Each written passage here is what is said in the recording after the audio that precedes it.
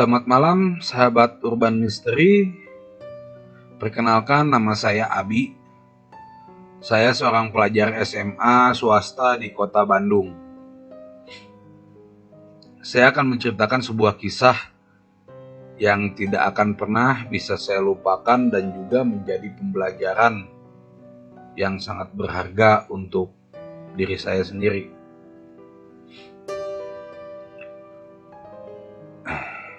Pembelajaran ya, untuk meyakini bahwa sebenarnya memang makhluk selain manusia di dunia ini memang ada makhluk gaib atau jin. Itu emang udah jelas karena di Qurannya sendiri juga udah dijelaskan ya.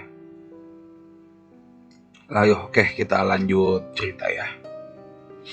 Kejadian ini bermula ketika aku dan teman-teman satu bandku.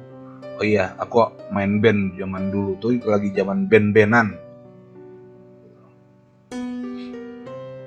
Jadi kejadiannya tuh saat aku dan teman bandku tuh pergi ke sebuah studio musik. Biasa lah kalau zaman dulu tuh sebutnya briefing-an atau apa ya, ngetrack kalau disuruh sebutnya. Aku ke studio musik di daerah Riung, Bandung. Itu adalah tempat latihan rutinku di situ. Aku dan temanku yang bernama Subar pergi dengan berboncengan motor. Saat itu kami harus melewati sebuah terowongan jembatan Guru Minda untuk mencapai ke Riung, Bandung. Tapi aku merasa biasa-biasa aja ketika melewatinya. Mungkin karena masih jam 8 malam dan masih banyak juga kendaraan yang lalu lalang.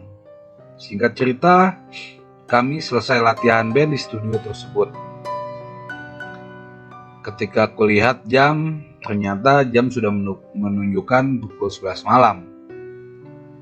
Kami pun pulang dengan santai dan gak ada kepikiran sedikit pun hal-hal yang aneh. Pada saat itu, kupacu motorku dengan kecepatan yang sedang, gak kencang, gak pelan juga. Ketika 200 meter mendekati terowongan Guru Minda Hawa, tiba-tiba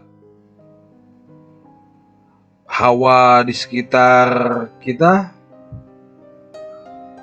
yang asalnya dingin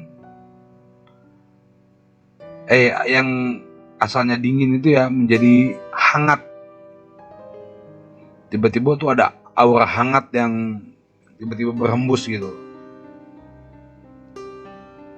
Bulu kuduku pada saat itu sontak berdiri semua. Aku mulai memasuki terowongan itu. Terowongan ini sangat gelap, tidak ada penerangan lampu sedikit pun. Jalanan pun hanya diterangi oleh lampu motorku, yang bisa dibilang lampu motorku redup, gak terang kayak motor-motor zaman sekarang. Dan di situ pun tidak ada satupun kendaraan yang lewat. Jadi bisa dibilang aku cuma sendiri di lorong yang gelap, terowongan. Semakin memasuki terowongan, udara pun semakin panas. Tiba-tiba, entah kenapa, tiba-tiba kepalaku ini seperti ada yang memaksa untuk menengok ke arah kiri. Dan saat saya melihat ke arah kiri, saya pun kaget. Astaga, tiba-tiba terlihat sosok penampakan makhluk tanpa kepala yang sedang berdiri tegak di pinggir terowongan. Saking kagetnya saat itu, aku pun refleks ya, menarik gas motor terlalu cepat, yang sampai akhirnya aku pun terjatuh.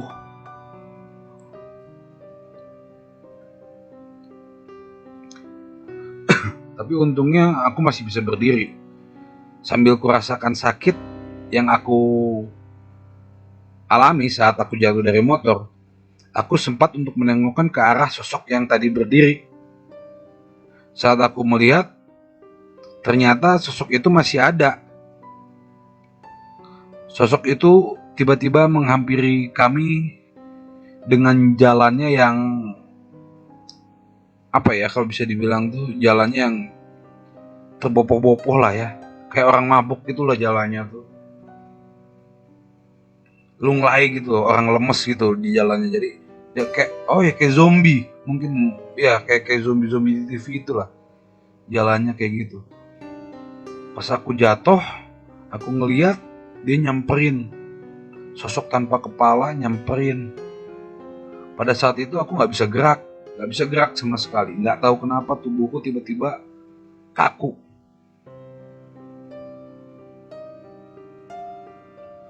Kaku, nggak bisa bergerak apa-apa. Mulutku seakan-akan terkunci. Dan tiba-tiba aku disadarkan oleh temanku Subar yang menepuk-nepuk pundakku dan menanyakan keadaanku, apakah aku baik-baik saja. Pada saat itu aku hanya menganggukkan kepala tanpa berkata apa-apa. Kulihat lagi ke arah sosok yang tadi berdiri menghampiriku. Dan saat kulihat kembali, ternyata dia sudah menghilang.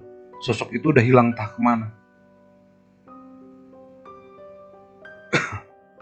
Akhirnya kami pun memutuskan untuk melanjutkan perjalanan kami. Saat itu aku belum cerita banyak ya sama temanku. Temanku pun pada saat itu menawarkan diri agar ia saja yang menyetir motornya. Dan aku pun dibonceng. Dalam perjalanan pulang, aku pun bertanya sama temanku ini, lu lihat orang tanpa kepala yang berdiri di situ nggak tadi? Di jembatan situ, di lorong situ, sebelum kita jatuh. Temanku pun menjawab, enggak, lu mana ada, lu mah ngayal aja. Mungkin lu kecapean kali, kata temanku gitu sambil tersenyum. Jadi pada saat itu yang melihat sosok itu hanya aku saja. Di sepanjang perjalanan pulang aku masih memikirkan sosok yang tadi menghampiriku itu. Sesampainya di rumah, aku langsung berwudu dan sholat agar bisa menenangkan pikiranku. Setelah sholat, akhirnya aku pun tertidur.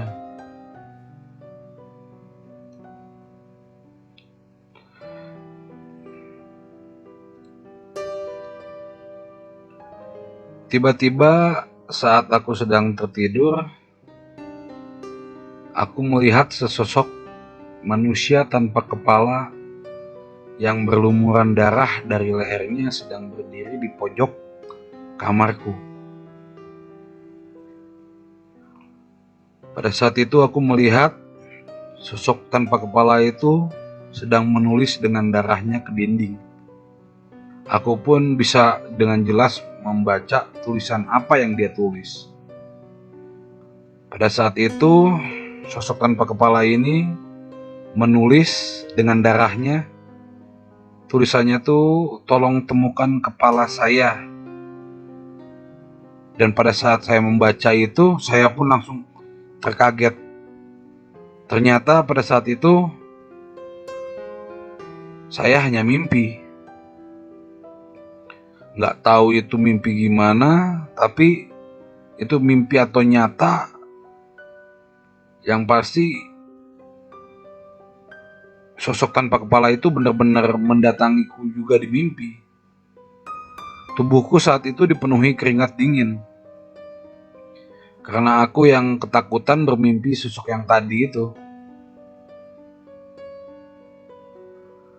Jadi pada malam itu aku pun enggan untuk tidur kembali. Karena saat tidur aku bermimpi yang serem kayak gitu. Jadi aku udah gak mau tidur lagi. Takut nanti datang lagi pas di mimpi gitu kan. Pagi harinya pun tiba. Aku nggak tidur tuh ya semalaman karena takut tidur mau mimpi. Kepala hilang lagi nanti orang itu. Pikirku kan mending aku begadang aja, udah tanggung juga. Waktu itu aku bangun sekitar jam 2-an. Jadi pas pagi harinya tuh singkat cerita, aku baca koran harian. Karena zaman dulu kan masih zaman koran-koran ya. Sekarang kayaknya koran udah nggak begitu rame. Kalau zaman dulu kan koran tuh langganan kita. Saat ku baca koran, betapa kagetnya aku. Ternyata kemarin sekitar jam 4 sore ada kejadian orang yang tertabrak kereta hingga kepalanya putus di jalan Guru Minda. Jadi hantu yang kemarin aku lihat, apakah arwah dari orang itu? Aku juga nggak tahu ya benar apa enggaknya, atau mungkin jin yang ngikutin orang itu. Soalnya kejadiannya bisa pas gitu. Jadi kemarinnya itu sebenarnya ada orang yang tertabrak kereta sampai kepalanya hilang. Dan malamnya aku ngelewat ke situ dan ditunjukin penampakan itu. Sampai pas aku pulang ke rumah, aku tidur pun masih dimimpiin orang itu.